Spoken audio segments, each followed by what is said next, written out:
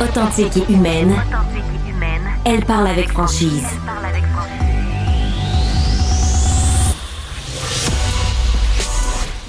Elle traite l'information avec rigueur et efficacité. Une approche fraîchement moderne de l'actualité. Isabelle Maréchal.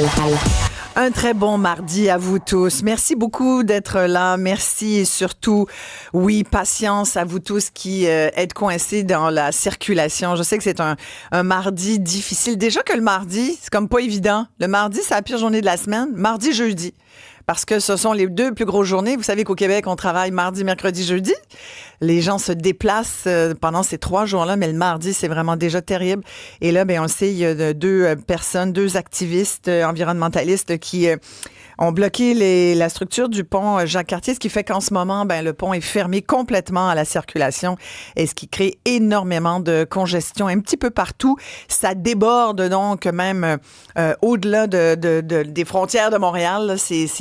En fait, c'est un peu le bordel ce matin. Mais nous sommes là pour vous accompagner avec grand plaisir et notre premier sujet va vous intéresser parce qu'on a tous affaire avec notre système de santé à un moment ou l'autre. Vous avez sans doute peut-être un proche qui, en ce moment même, est dans le système de santé. Et on dit souvent, quand on est dans le système, quand on est pris en charge, on peut pas trop se plaindre. En général, là, une fois qu'on a traversé le mur terrible de l'accès, ce haut mur qu'on a donc de la misère à franchir, une fois qu'on est pris en charge, en général, on a des bons soins au Québec. Le problème, c'est que toute la perception qu'on a depuis les dernières années de notre système de santé, c'est que ça s'est beaucoup détérioré. Puis il y avait justement un sondage il y a quelque temps, un sondage léger qui nous le rappelait. Pour les Québécois, là, ça s'est vraiment dégradé au fil des dernières années, l'accès aux soins. Et de plus en plus de gens, vous êtes plus de 40% à vous tourner vers le privé, justement. C'est-à-dire, on paye au public via nos impôts, et en même temps, n'ayant pas accès rapidement, facilement à des soins de santé, vous êtes résolu à aller payer de votre poche à nouveau dans le privé.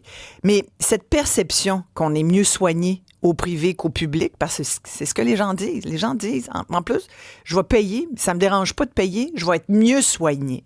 Ça, je trouvais que c'était bien intéressant d'en discuter parce que, d'abord, est-ce vrai qu'on est mieux soigné au privé qu'au public? Et 2, puis il y en a plusieurs questions, puis on va les poser avec nos invités que je vais vous présenter à l'instant, mais si on est mieux soigné au privé qu'au public, il y a des gros enjeux, là, puis il y a des gros problèmes. On va en discuter justement avec le docteur Benoît Eppel. Il est médecin de famille au CIUS de l'Estrie. Merci d'être avec nous, docteur Eppel. Ça fait plaisir. Bonjour. Bonjour à vous. La docteure Lynne Desautels est médecin de famille depuis 20 ans. Elle est directrice médicale et propriétaire de la clinique SIM à Brossard, donc une clinique privée. Bonjour, docteur Desautels. Bonjour Isabelle. Alors, ça me fait plaisir. Est-ce que vous nous soignez mieux au privé, docteur Desautels? Quelle question. Écoute, vous avez posé la question aux patients, à la population. Moi, pour ma part, ce que je peux dire, c'est que si j'ai choisi d'aller au privé, il y a plus de 16 ans de ça, c'est pour faire de la médecine.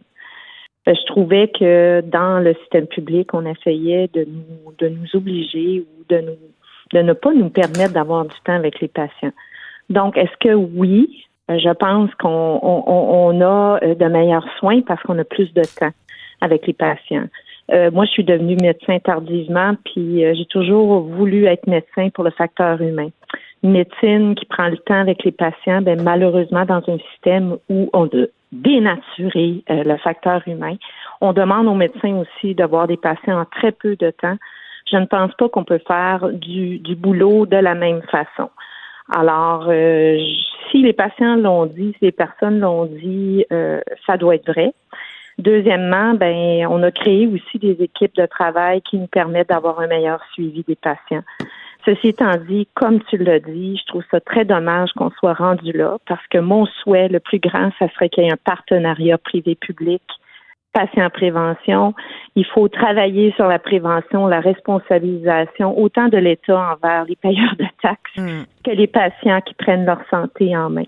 Alors, plus de 16 ans au privé, peut-être un peu biaisé parce que la clientèle est différente, Mais je trouve ça dommage qu'on soit rendu là parce que quand j'ai commencé comme médecin, Isabelle, on avait un des meilleurs systèmes de santé au monde et on est rendu là. Il y a beaucoup, beaucoup de raisons pour ça, mais je trouve ça dommage. Et ça a été un choix qui a été très difficile. On ne va pas au privé pour faire de l'argent, puis je veux en parler parce qu'on a mis beaucoup, beaucoup de négatifs par rapport à ça. On va au privé pour faire de la médecine, puis retrouver notre belle profession qui est celle d'être médecin. Alors voilà ce que j'ai à dire par rapport à ça. Et puis il y a beaucoup de choses dans ce que vous venez de dire, docteur Deshôtels. On va y revenir sur la clientèle qui est différente, sur le fait qu'on va pas au privé pour faire de l'argent, mais pour faire de la médecine. Je trouve ça intéressant, c'est bien de le dire. J'en profite pour rappeler notre numéro de téléphone pour que les auditeurs puissent participer à cette conversation. Vous faites le 1-877-827-2346, 1-877-827-2346. Pour me joindre via le texto, vous faites isabelle@cube.ca. Docteur Eppel, est-ce qu'on est mieux soigné au privé, d'après vous?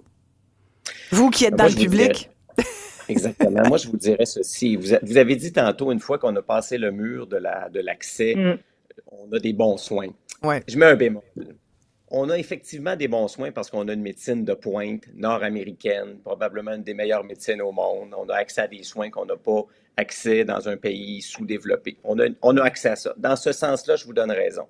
Par contre, si je prends l'approche patient, l'approche client, je dis toujours que les soins, ce n'est pas un produit de consommation, mais il y a quand même des gens qui en consomment. Notre approche client, c'est de la merde. OK? Donc, on s'entend là-dessus que l'organisation des soins repose essentiellement sur la vision du soignant et non sur la vision du soigné. Hein? Il suffit d'avoir été hospitalisé une fois pour se rendre compte que l'organisation du travail tourne autour des infirmières, des préposés et non du patient. Il suffit d'avoir accouché dans une unité de maternité, dans un hôpital versus dans une maison de naissance. Il suffit d'avoir été opéré ou hospitalisé au public versus opéré au privé. L'approche clientèle est complètement différente et c'est là où on peut être moins bien soigné au public. Je l'ai vécu moi-même. J'ai été opéré en urgence au public, hospitalisé quelques jours. J'avais les yeux catastrophiques comme ça. Et j'ai subi une opération élective que j'ai décidé d'aller faire aux États-Unis pour des questions pratiques, au privé évidemment. Aux États-Unis, ça a dû vous coûter cher. C'est encore drôle. Et c'est deux choses différentes. Donc, notre approche client, c'est zéro.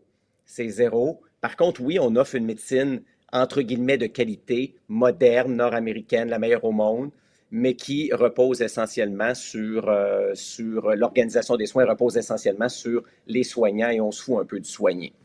Et c'est la faute à qui? Parce que ce que vous nous dites, c'est que finalement, on s'occupe plus des gens qui travaillent dans le système de santé que des gens qui en bénéficient, là, c'est-à-dire qui sont les clients du système de santé. C'est comme si si je fais une analogie, par exemple, avec le commerce de détail, c'est comme si dans un magasin, on se foutait des clients, qu'on s'occupait d'abord des vendeurs puis des vendeuses ou du gérant. Bien, c'est définitivement ça. Je vous donne des exemples. Là. Vous avez une chirurgie élective, il y a un programme opératoire aujourd'hui. Vous êtes cédulé le dernier cas. OK? Fait que vous êtes à jeun depuis la veille, puis vous avez bien faim, puis vous avez peut-être votre soluté.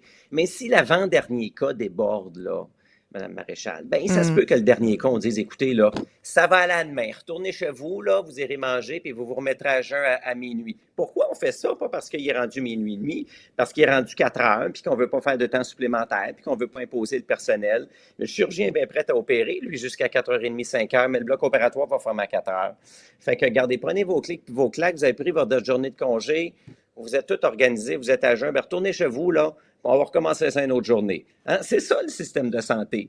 Mais oui, la chirurgie va être extraordinaire, puis vous allez dire, mon Dieu, quand on est dedans, on a des bons soins. Mais le processus pour y arriver est difficile. Et donc ça, c'est l'approche client qui n'a pas de sens. Prenons sur des unités de soins l'organisation des soins. Mais une fois que la madame qui a accouché, là, le couple, là, que le bébé s'est endormi pour la première fois, puis ça fait 1 heure qu'il dorme, bien, si dans la routine de soins, c'est l'heure de prendre des signes vitaux parce qu'on ne peut pas tout mettre ça de jour parce que ça va surcharger les filles, on ouvre la lumière, on réveille tout le monde. C'est l'heure. Ah, mon Dieu, c'est tellement vrai. Mon personnel de jour, puis c'est ça la routine de soins. Ça n'a aucun sens sur le plan de la clientèle. Donc oui, on a des bons soins, mais l'approche client, c'est pas optimal. Mais ce que vous venez de dire, Dr. Heppel, il y a l'approche, c'est majeur ce que vous venez de dire d'abord, parce que ça veut dire qu'on se trompe de clientèle puis qu'on a oublié le pourquoi on fait ce travail-là, le pourquoi le réseau de santé est ce qu'il est. C'est ça que ça veut dire. Ça veut dire, vous êtes d'accord, docteur Desautels, c'est ce que vous disiez un petit peu tout à l'heure. C'est pour ça que vous aviez quitté la médecine publique, parce que vous étiez vous-même désespéré, exaspéré de voir comment on traitait mal les patients. Mais c'est terrible d'en être rendu à dire ça aujourd'hui, là. Je trouve ça super intéressant ce qu'il vient de dire, parce que ça me rejoint tellement, parce que je me suis préparée pour l'entrevue. Puis on s'est éloigné du but. On s'est éloigné du patient. Qu'elles soit au privé ou au public, on s'en rend compte. C'est le client, le patient. Alors, il faut revenir à une médecine de terrain. Il faut revenir à une médecine qui est orientée vers le patient, puis une approche personnalisée. Mais pour faire ça, il faut évaluer un patient. Il faut s'adresser au patient comme une personne et non comme un numéro de Régie d'assurance maladie. D'ailleurs, on devrait changer RAMQ pour RASQ, Régie d'assurance santé du Québec. L'autre chose qu'il faut agir, c'est sur la santé. Parce que la santé, vous avez dit moins cher que la maladie.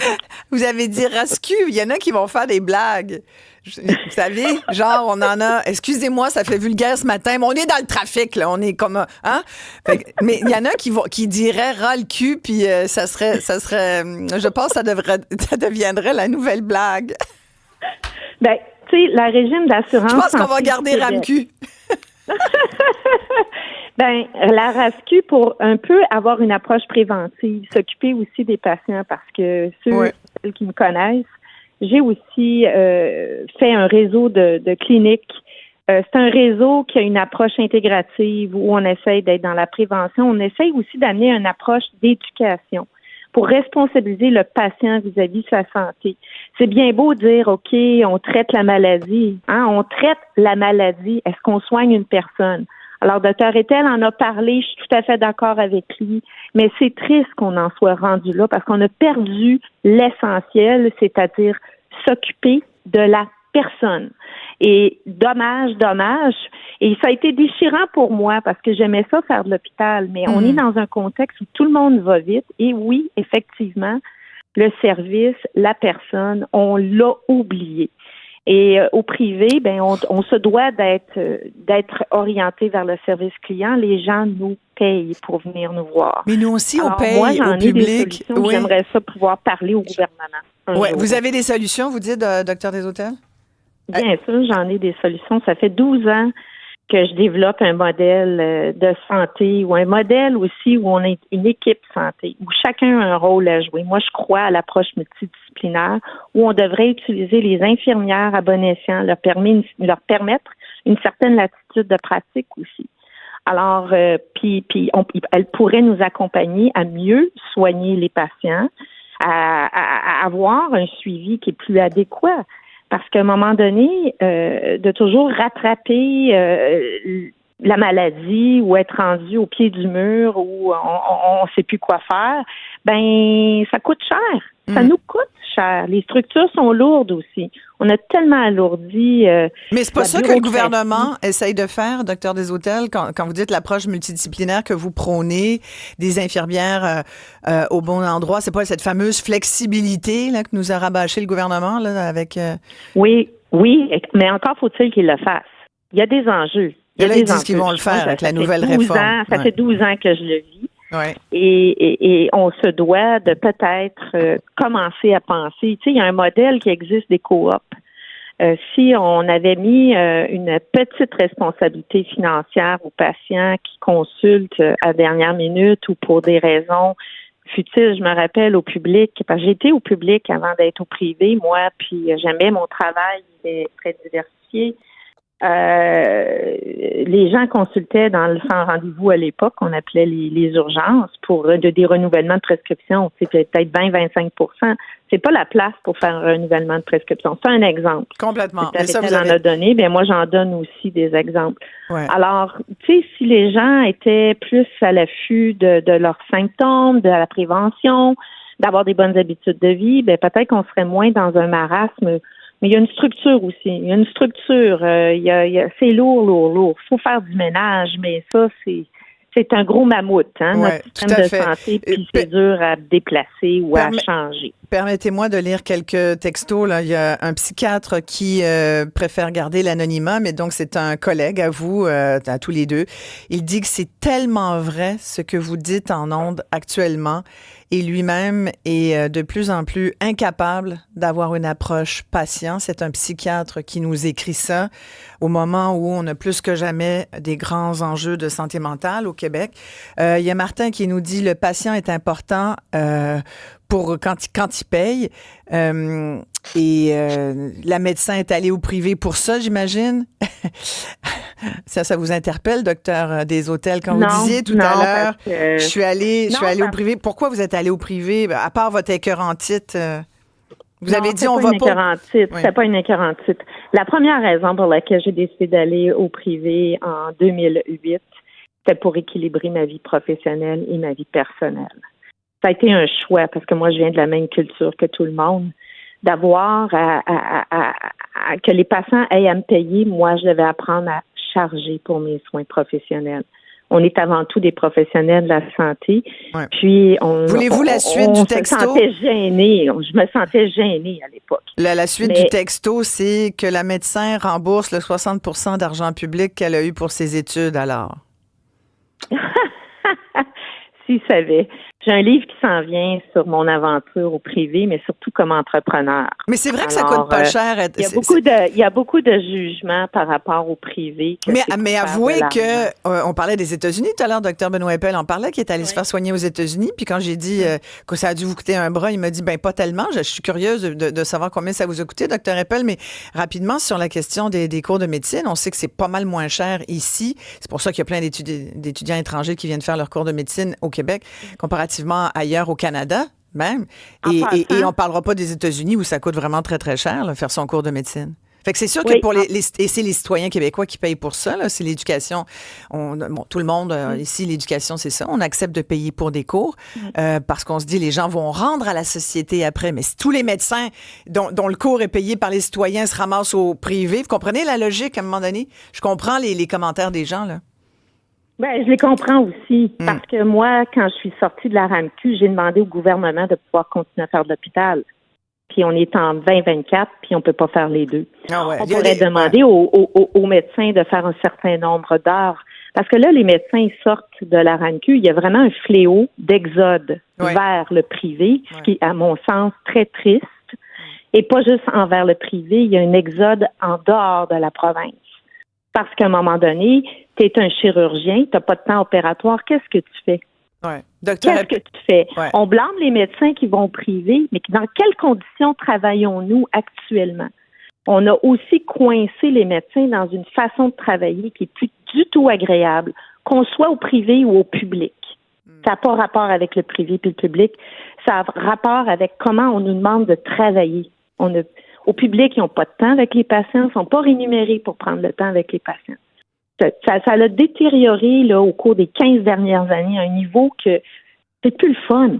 Ouais. Puis pourtant, on est devenu médecin, c'est une des plus belles professions au monde pour moi. Moi, c'est ma passion, la médecine. Docteur Eppel, je la pratique encore au Québec. Oui. Docteur Eppel, sur ce que dit docteur Desautels.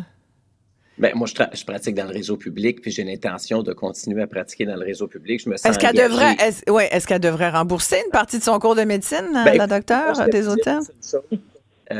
Honnêtement, j'aurais payé plus cher mes études sans problème.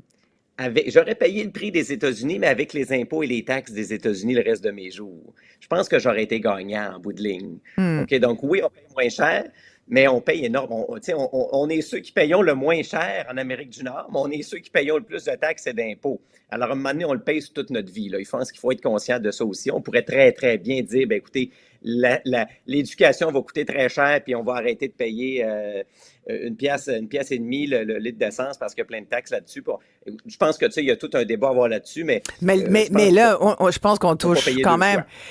Voilà, c'est ça, on touche le nœud du problème. Puis en vous écoutant tous les deux, je me dis, ben c'est parce que le problème, c'est qu'il y a de moins en moins de gens qui payent des impôts. On a quand même 40 quelques % de gens qui n'en paient pas pour toutes sortes de raisons, parce qu'ils sont démunis, parce qu'ils ont des crédits d'impôt à la famille, pour toutes sortes de raisons. Mais ce qui fait que ceux qui se trouvent à supporter le poids financier de tous ces choix sociaux qu'on fait, y compris ceux de la santé, ils commencent à être bien tannés, puis ils sont plus capables de le porter tout seul, ce poids-là. Les choix qui s'en viennent vont... Ben oui, c'est ça. Ils ont raison parce que les gens sont écœurés de ne pas avoir de soins puis de payer, puis être obligés de payer leurs taxes puis leurs impôts. En fait, notre problème dans le réseau de la santé, pour en revenir à nos moutons, c'est qu'on a créé avec le temps des énormes structures. Et ces énormes structures-là, je pense au CIS puis au CIUS, puis je pense à Santé Québec, là, qui est la nouvelle patente, ça a déshumanisé les soins complètement. On a mis des choses dans des algorithmes, des façons de faire, des structures. On a déshumanisé fondamentalement nos soins et on a dit à nos gestionnaires et à nos soignants, votre jugement, là, prenez-le, laissez-le chez vous quand vous venez travailler, puis nous autres, on va vous dire comment ça marche, OK? Fait on se bute régulièrement à des embûches administratives stupides et les patients ont des conséquences de ça. Et ça, on a ça dans le réseau public, évidemment. Je vous donne des exemples, là. Celui qui est sur la liste d'attente pour voir un spécialiste depuis 2 ans, il attend, il n'ose pas payer pour aller au privé. Un moment donné, c'est un gars qui travaille toute la semaine, 40 heures semaine, il ne peut pas être au téléphone, il reçoit un message sur sa boîte vocale en disant « Monsieur Chose, voulez-vous être encore sur la liste d'attente? Êtes-vous encore en vie? Puis voulez-vous être encore sur la liste d'attente? Parce que on va vous enlever, ça fait longtemps. Fait que rappelez-nous si vous voulez rester sur la liste. » Mais lui, là, pour réussir à avoir la ligne, pour parler à quelqu'un, pour dire « Moi, je veux être resté sur la liste d'attente », il faudrait quasiment qu'il prenne une semaine de vacances. Fait qu'il ne le fait pas, puis il finit par être enlevé de la liste d'attente, puis ça fait 2 ans qu'il attend. Puis il y a encore des besoins, là, ce gars-là. Là. Ça, on voit ça régulièrement. Pourquoi on en est arrivé à ça? Parce qu'on met en place des indicateurs débiles, des indicateurs non pas sur la qualité des soins, mais toutes sortes d'affaires administratives. Dans l'exemple que je vous donne, l'indicateur, c'est combien y a-t-il de gens sur la liste d'attente et combien sont hors délai. Donc, en enlevant des gens, en leur laissant des messages, ça améliore l'indicateur, mais ça n'a aucun lien avec la qualité des soins. Je vous donne un autre exemple. Moi, je le vis quand je suis à l'hôpital. L'approche à la personne âgée. On dit, ouais, on fait de l'approche à la personne âgée, on a des bonnes approches dans nos urgences et dans nos unités hospitalières. Quels sont les indicateurs? Est-ce qu'on a des indicateurs réels sur le nombre de chutes, sur la durée de séjour, sur les déliriums, sur la qualité des soins? Pas du tout. Nos indicateurs, c'est sur quoi? On a formé 98% de notre personnel qui ont vu la formation en ligne. On a mis des calendriers dans 99% de nos chambres. On n'a pas des indicateurs qui nous permettent de mesurer réellement la qualité de nos soins. Et globalement, nous avons déshumanisé les soignants et les soins que l'on offre avec le temps. Et pour renverser la vapeur, il faudrait revenir le plus proche possible du terrain dans les prises de décision. Des petites équipes qui prennent des décisions orientées vers une clientèle précise, on pourrait redonner de l'humanité à nos soins. Oui. C'est terrible ce que vous venez de nous décrire, Dr. Appel. Quand on regarde ça, ça veut dire que on passe complètement à côté du bateau. On échappe du monde. Puis d'ailleurs, on va avoir un témoignage dans un instant. Là. Je sais que je dois vous laisser aller, docteur Desautels, une conclusion rapide sur ce sujet. En fait, j'ai écouté Dr. Etel, puis je suis tout à fait d'accord avec lui. C'est un choix qui est déchirant. Et puis, si on pouvait travailler ensemble, privé-public, puis arrêter de nous séparer, puis de voir... D'ailleurs, si on est là, on n'est pas responsable de la détérioration du système public, mais on est là pour rattraper aussi des patients qui sont en détresse, en désespoir parfois même, et qui n'ont pas accès à des soins. Alors, on devrait se mettre ensemble pour améliorer notre système de santé. Je le souhaite ardemment, en espérant pouvoir continuer à aider les patients et aussi à les amener à être plus en santé.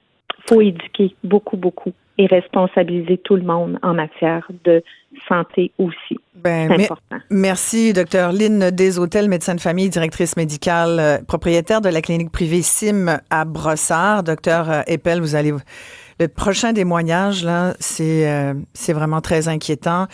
C'est dans le Journal de Montréal aujourd'hui sur la plume d'Élisa Cloutier qui nous parle donc de Jacques Teasdale, ex-journaliste et qui a reçu des soins de santé exécrable, dit sa famille. Il a été hospitalisé à l'hôpital de l'Enfant Jésus l'été dernier.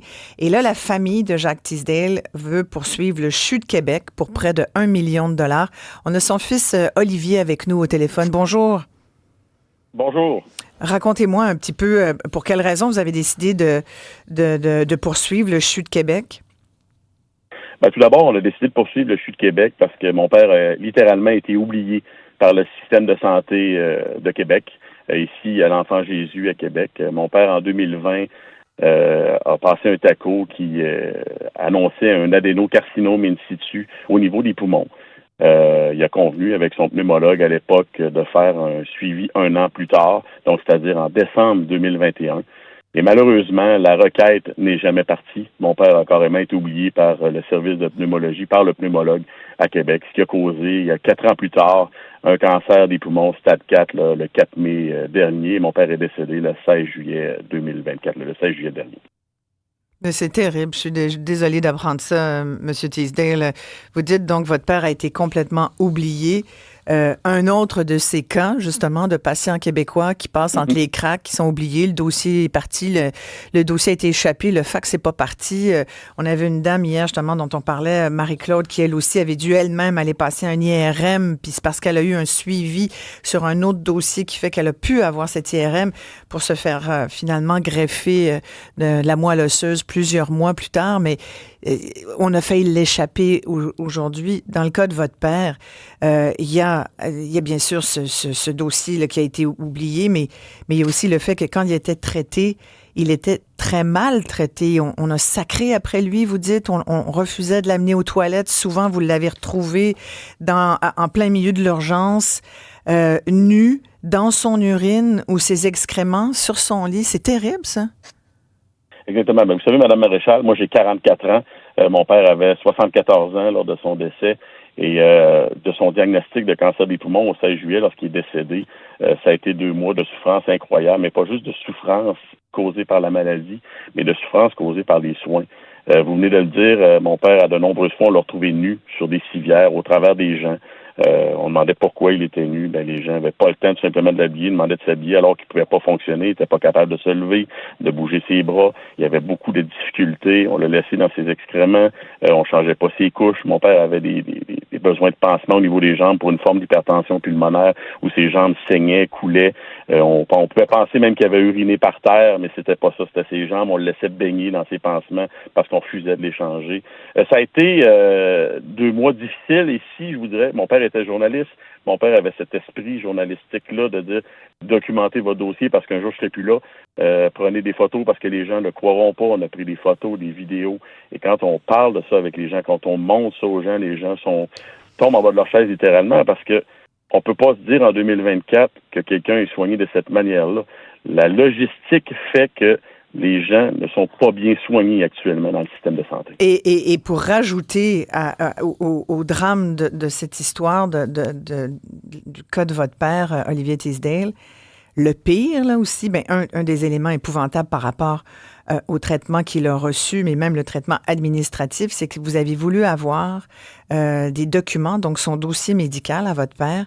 On vous l'a donné, puis là, il y a une secrétaire qui vous a rappelé pour vous dire ramenez-moi donc le dossier, là, il y a des documents inappropriés qui s'y sont glissés par erreur, puis vous vous êtes rendu compte finalement qu'on avait au contraire enlevé des documents qui étaient extrêmement litigieux, qui témoignaient du fait que le système savait, le médecin savait que votre père avait un début de cancer. Exactement. Écoutez, j'ai eu le dossier de sa clinique médicale familiale, parce que lorsque j'ai fait la demande, il faut comprendre qu'il y a 2 entités dans le dossier de mon père. Il y a le CHU de Québec et sa clinique familiale. Lorsque j'ai demandé le dossier de mon père au CHU de Québec, on m'a remis un dossier qui a 587 pages. J'ai demandé aussi son dossier médical à la clinique GMF de Loretteville. On m'a remis un dossier me disant effectivement, on m'a rappelé pour me dire effectivement qu'il y avait des documents qui avaient été placés par inadvertance dans ce dossier-là.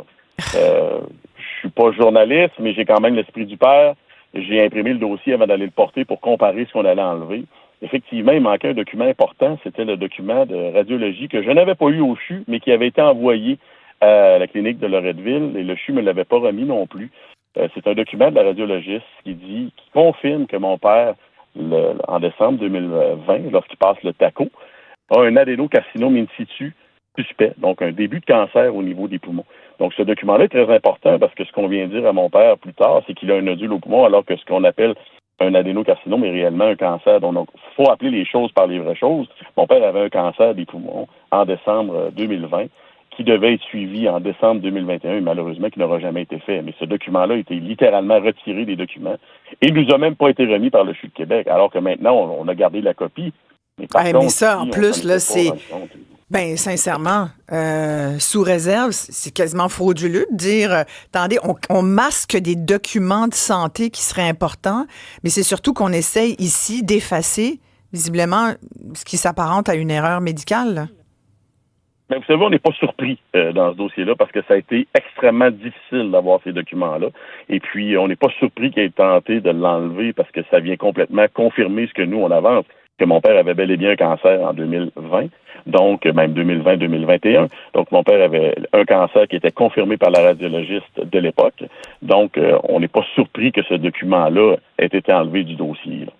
C'est terrible. Là, vous interpellez le ministre de la Santé, puis je pense qu'il n'y a pas le choix là, de réagir à ce cas-là. Actuellement, effectivement, là, ce matin, là, j'ai préparé une vidéo qui interpelle le ministre de la Santé. Je demande au ministre de la Santé d'ouvrir une enquête dans ce dossier-là parce que les Québécoises, les Québécois, vous savez, sont en droit d'avoir un système de santé qui les soigne convenablement. Actuellement, c'est pas ce qu'on a, puis c'est pas ce qu'on voit, puis c'est pas ce qu'on constate avec tous les documents qu'on a récupérés au cours des dernières semaines.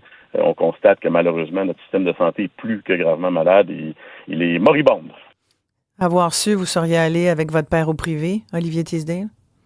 Absolument. Écoutez, c'est un regret. On m'a déjà d'ailleurs posé la question ce matin. Je pense que j'ai ramené mon père au privé pour qu'il y ait un suivi. Mais vous savez, ce qui est un peu ironique dans tout ça, c'est que mon père, suite à ce diagnostic, en 2020, mon père a visité les urgences 5 fois et sa clinique familiale 5 fois. Donc, il a vu à 10 reprises des médecins qui avaient la chance de se reprendre sur un suivi qui n'avait pas été fait. Et malheureusement, après 10 visites dans des centrales, dans les systèmes hospitaliers à Québec, malheureusement, personne n'a levé un red flag pour dire « Monsieur Teasdale, vous avez un cancer actuellement qui est en progression, il faut qu'on commence des soins au lieu de le faire souffrir quelques années plus tard, comme il a souffert les 2 derniers mois de sa vie. » Olivier Teasdale, merci beaucoup de nous avoir parlé. Ça me fait plaisir. Merci à vous. Wow, c'est incroyable. Docteur Benoît Eppel, on va conclure là-dessus, mais ça rajoute de l'eau à votre moulin, là. C'est juste... Hey, vous devez être tanné. Et c'est une histoire triste, extrêmement triste, mais il n'y a rien de surprenant là-dedans. Il y a deux choses qui ne me surprennent pas. D'abord, on sait qu'il y a beaucoup de trous dans le fromage. OK, donc, il y a des examens radiologiques, moi, que je prescris qui ne sont jamais faits. Il y a des examens radiologiques ou des laboratoires qui sont faits que je ne reçois pas alors que je suis le prescripteur. Donc, il y a des trous dans le fromage. Et comme médecin, on a une obligation médico-légale et moi, j'en suis quasiment paranoïaque de me mettre des rappels pour aller chercher les examens qui auraient pu être faits que je n'aurais pas reçus, tellement il y a de trous dans le fromage. Alors, il faut être extrêmement prudent. On le sait que notre système est difficile et les systèmes ne se parlent pas. Alors, ça arrive que le patient, par exemple, à Québec, là, dans ce cas-ci, a vu le spécialiste lui recommander un scan. Le médecin de famille dans son bureau pourrait ne même pas voir si le scan a été prescrit, ne pourrait ne pas avoir la consultation du pneumologue, pourrait ne même pas être au courant.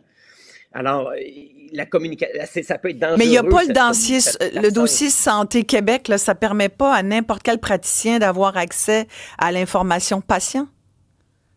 En fait, on n'a pas accès aux notes médicales. Je vais avoir accès à des labos, je vais avoir accès à de l'imagerie faite ailleurs, mais je n'aurai pas nécessairement. Donc, le médecin pourrait dire, vous avez eu un scan en décembre dernier, vous avez un cancer.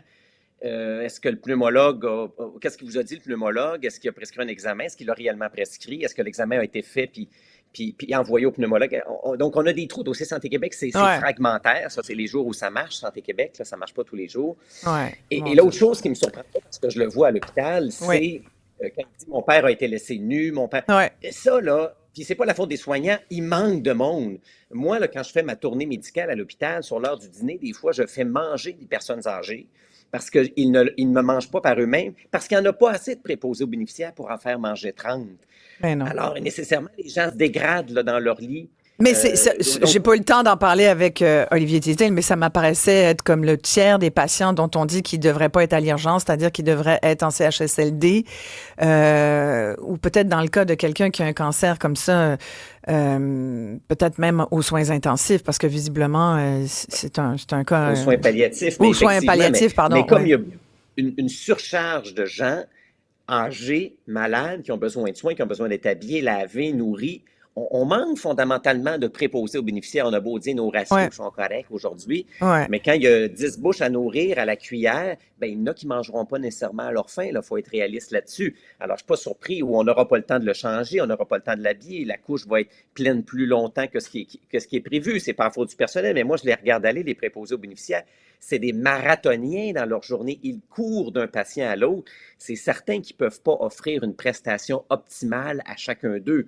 Alors, ce que non, mais un humain nu, sa jaquette pliée au bout de son lit, les gens qui passent dans le corridor, ils voient qu'il est dans ses excréments, puis il n'y a personne qui lève le petit doigt parce qu'il court dans la journée, puis qu'ils ont d'autres... Ça peut pas être un argument, là. Non, mais c'est la réalité. Hein? Moi, j'en vois, là. Hey, mon Dieu. Puis après, on va se demander, après, Dr. Appel, puis on va se quitter là-dessus. Après, on va se demander, au Québec, on a la palme de la demande d'accès de l'aide à mourir, puis on va se demander pourquoi. Mais c'est tellement grave, là, ça n'a juste pas de bon sens. Merci beaucoup d'avoir pris le temps de nous parler. Merci de le faire, parce que c'est important que des médecins comme vous, dans le système de santé, dénoncent ce genre de choses. Merci beaucoup, Dr. Appel. Dr. Benoît Eppel est médecin de famille au CIUS de l'Estrie. On va s'arrêter ici. On va parler de mode tout de suite après la pause.